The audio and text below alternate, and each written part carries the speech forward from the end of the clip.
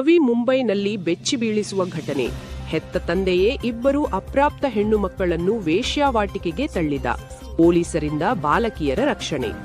ನವಿ ಮುಂಬೈ ಪೊಲೀಸರ ಅನೈತಿಕ ಮಾನವ ಮಾರಾಟ ತಡೆ ಘಟಕ AHTU ಶುಕ್ರವಾರ ಬೆಲಾಪುರದಲ್ಲಿ ಭರ್ಜರಿ ಕಾರ್ಯಾಚರಣೆ ನಡೆಸಿ ಇಬ್ಬರು ಅಪ್ರಾಪ್ತ ಬಾಲಕಿಯರನ್ನು ರಕ್ಷಿಸಿದೆ. ಆದರೆ ಈ ಪ್ರಕರಣದಲ್ಲಿ ಅತ್ಯಂತ ಆಘಾತಕಾರಿ ವಿಷಯವೇನೆಂದರೆ, ಸಂತ್ರಸ್ತ ಬಾಲಕಿಯರ ಹೆತ್ತ ತಂದೆಯೇ ದಲ್ಲಾಳಿಯ ಮೂಲಕ ತನ್ನ ಮಕ್ಕಳನ್ನು ವೇಶ್ಯಾವಾಟಿಕೆಗೆ ತಳ್ಳಿದ್ದಾನೆ ಎಂಬ ಸತ್ಯ ಪೊಲೀಸರ ತನಿಖೆಯಿಂದ ಬಯಲಾಗಿದೆ.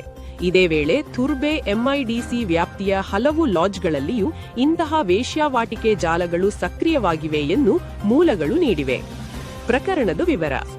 ಫೆಬ್ರವರಿ 20ರಂದು AHTU ಘಟಕದ ಹಿರಿಯ ಪೊಲೀಸ್ ನಿರೀಕ್ಷಕ ಪೃಥ್ವಿರಾಜ್ ಘೋರ್ಪಡೆ ಅವರಿಗೆ ಖಚಿತ ಮಾಹಿತಿದಾರರಿಂದ ಒಂದು ಸುಳಿವು ಸಿಕ್ಕಿತು.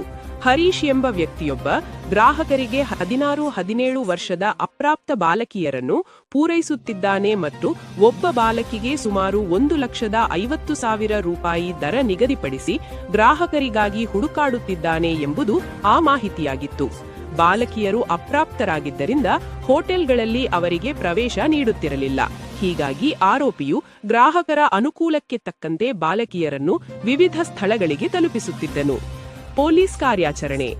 ಮಾಹಿತಿ ಸಿಗುತ್ತಿದ್ದಂತೆಯೇ ಕಿರಿಯ ಪೊಲೀಸ್ ನಿರೀಕ್ಷಕ ಪೃಥ್ವಿರಾಜ್ ಘೋರ್ಪಡೆ ಅವರು ನಕಲಿ ಗ್ರಾಹಕರ ಮೂಲಕ ದಲ್ಲಾಳಿ ಹರೀಶ್ನನ್ನು ಸಂಪರ್ಕಿಸಿದರು.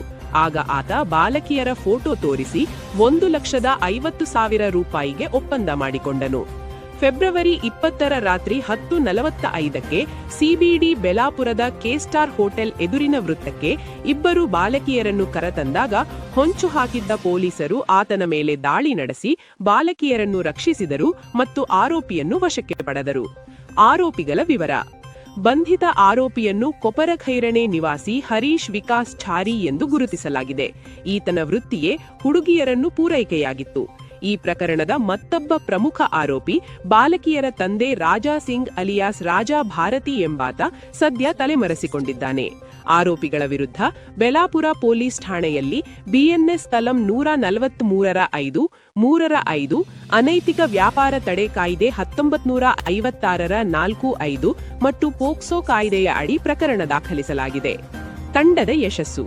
ಸಹಾಯಕ ಪೊಲೀಸ್ ಆಯುಕ್ತ ಧರ್ಮಪಾಲ್ ಬನ್ಸೋಡೆ ಅವರ ಮಾರ್ಗದರ್ಶನದಲ್ಲಿ ಹಿರಿಯ ಪೊಲೀಸ್ ನಿರೀಕ್ಷಕ ಪೃಥ್ವಿರಾಜ್ ಘೋರ್ಪಡೆ, ಉಪನಿರೀಕ್ಷಕಿ ಸರಿತಾ ಗುಡೆ, ಹವಾಲ್ದಾರ್ ಮಹಾತ್ರೆ ಮತ್ತು ಸಿಬ್ಬಂದಿಗಳಾದ ಅಡಕಮೋಲ್, ಹಂಡೆ, ಮೋಹಿತೆ, ಠಾಕೂರ್, ಚೌಹಾಣ್, ಕೋಲ್ತೆ ಹಾಗೂ ಪಾಟೀಲ್ ಅವರು ಈ ಯಶಸ್ವಿ ಕಾರ್ಯಾಚರಣೆಯಲ್ಲಿ ಪಾಲ್ಗೊಂಡಿದ್ದರು.